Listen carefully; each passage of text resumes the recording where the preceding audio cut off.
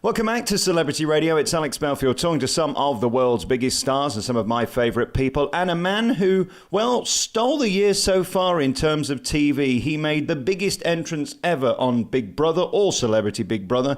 And he's going on tour. We're going to talk about that with Under the Covers from the 29th of May to the 12th of June. I am delighted to talk to Shane. Courtney, how are you?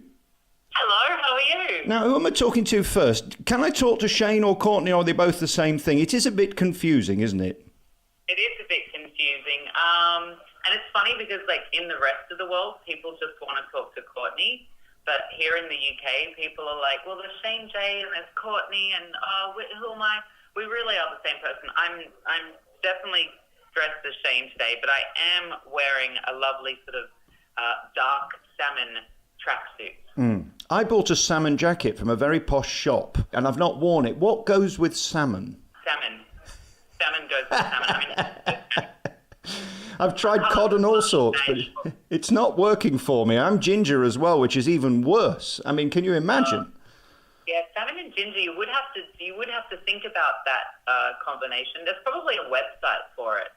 What, you mean Dulux, with a chart where you could put sort of a ginger head on a salmon jacket, something like that? Actually, literally what I'm thinking of. I'm sure there must be a website that tells you what skin tones and hair colours and clothes colours.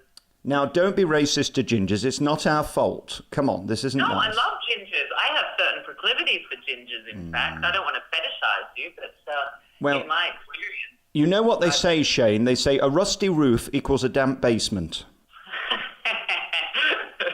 Well, so far so true. I'm going to leave you with that thought. Now, let's talk about you. I don't do many reality stars. I'm mostly not interested by them, but I find you utterly intriguing. I think the reason why is because you're so smart. You're probably the most intelligent reality star there's ever been. Congratulations for that. Thank you. It's not a very high bar, but I'll take the compliment. No, it isn't a high bar. What you did on this year's CBB was a tricky ride because you were trying to make entertainment at the same time they were trying to be worthy. It was a different type of show this year, wasn't it? It was. And I haven't seen a lot of the other CBBs, but they did say that it was going to be a different kind of show going into it. And you always sort of say, oh, yeah, sure. But it did. It felt for the first 10 days, I think, we were all worried that no one was watching because we were just having conversations and having a good time and getting along. And we were like, oh, my God, this is going to be dreadfully boring. We wonder if anyone's actually watching. But they seem to enjoy it. You got to be careful, haven't you, when you're fighting a cause that it doesn't become preachy. People don't like that, do they? Yeah. It's interesting because I remember... specifically conversations with Widdecombe. I remember we talked about, abortion. We talked about the Catholic Church. We talked about recycling. We talked about, climate change, all of these sorts of topics. And I obviously talked about women's issues and LGBTQ issues. So I was sure to sort of have a very broad range of conversations. I mean, obviously Anne was probably, the antagonist to my protagonist. And after all, you can't spell antagonist without Anne. So I was quite sure to have a very broad and wide berth of conversations with Anne because I didn't want to be an old Johnny One Note. It's interesting. I had her on about a month ago, and I like Anne. I've been talking to her for years. She's great for a phone-in because she's always got a very strong point of view, whether you agree with it or not. Most of her opinions I don't agree with. It is nice that she sticks by it. I admire her for that because we have become a culture where nobody dares say anything in case a tabloid picks up on it and ends your career. It is a bizarre time for free speech and people's opinions, isn't it? Yeah, I mean, I like that she has strong opinions. I don't agree with a lot of those opinions, and I do think that a lot of those opinions are quite dangerous and damaging, especially to young people and minorities. And so it's that sort of thing where that I always found I was walking that line where I'm like, oh, you're enjoyable to talk to. She is a very intelligent. To be honest, she was out of all the people in the house, Anne has opinions and has knowledge and smarts and years of experience. So having conversations with her was really fulfilling because she really knows her stuff. And I'm not sure she believes everything she says or hasn't got a little wink in her eye sometimes. She loves winding people up. That's her shtick. She does have a wink in her eye. I just think, you said you like that she sticks to her guns. I like that she sticks to her guns, but what I would probably like even more is if she listened to other people's experiences and took those on board. She's never going to, though. She's one of those people that's set in her ways. She's got her own opinion, and that's it. It was great chemistry, though, watching you two try and have a conversation. Watching that dynamic and that joust was fascinating TV. And to see her respect you, even though she absolutely did not agree with you, was also very interesting telly, because she took you seriously, even though most people she'd have walked off from. It was interesting. Yeah, and I think, I remember in a conversation early on we had, we were talking about marriage equality and such things, and she was like, we got to the end and she was like, you know what? Most people would have resorted to calling me names by now, and I appreciate that we were able to have a civil conversation. And in a way, I think that's what she likes, so she can have the moral high ground and storm off. You didn't do that. You didn't give her that door to open. That was interesting. Right. I'm looking forward to seeing you live. You're going to be on the road. Courtney Act will be appearing from the 29th of May through the 12th of June with this new show, Under the Covers. It's a 75-minute show, and let's just start at the beginning. I get a bit confused by it, and I can understand why some of the public do. I understand that you're gender fluid, polyamorous, and pansexual. We've got lots of names now for very confusing things. Let's just back up a bit and start at the beginning. What age did you know that you weren't just going to be a 9-to-5 guy that worked in a factory and had a wife called Debbie and had 16 kids and lived in a 5-bedroom house? God, 16 kids. Hats off to those who have 16 kids listening. That is a very, very busy time. I don't think I ever even knew. I don't know. I grew up going to singing and dancing and acting lessons, and I just always loved the idea of being an entertainer.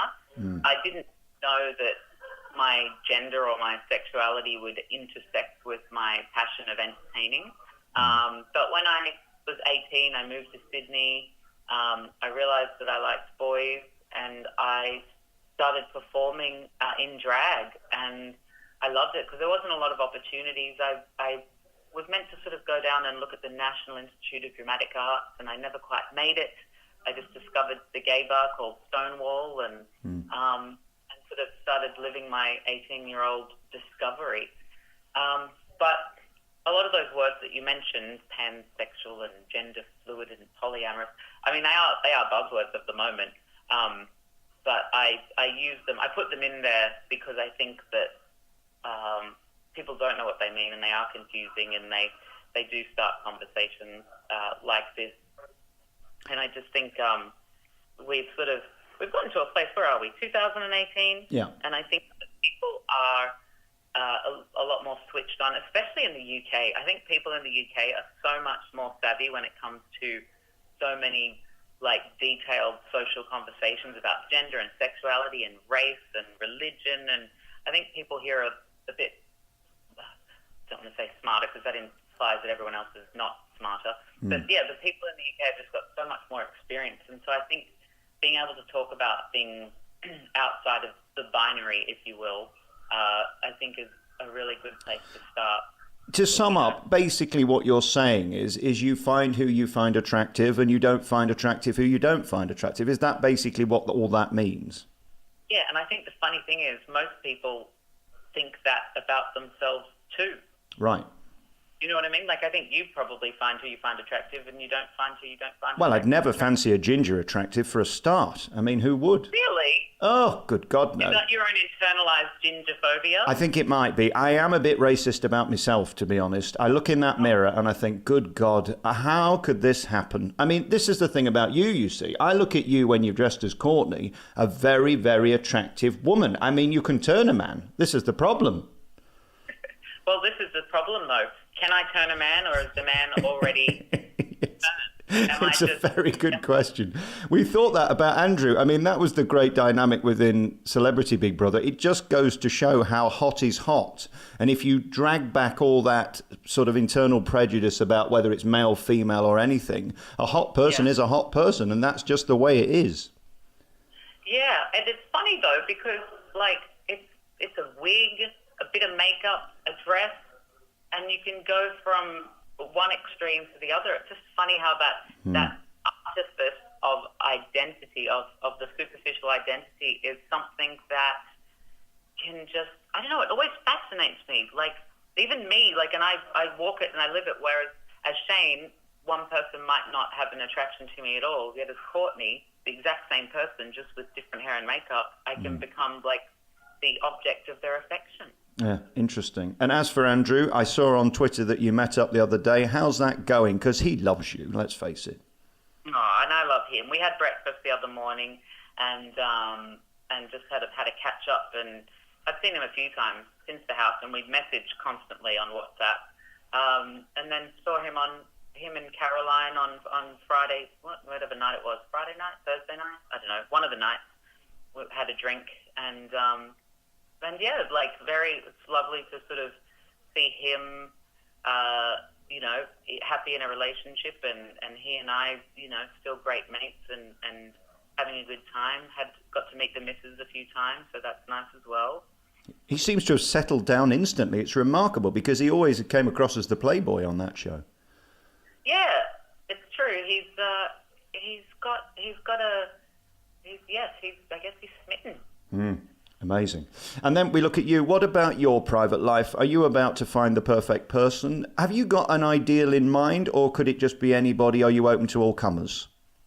It could literally be anybody. I mean, my attraction is mostly for a gentleman. I don't think I could picture. I think I would narrow down being in a relationship with a guy, and but as far as that goes, that's about the extent of my limit. They've got to have a good sense of humour. They've got to be a bit smart.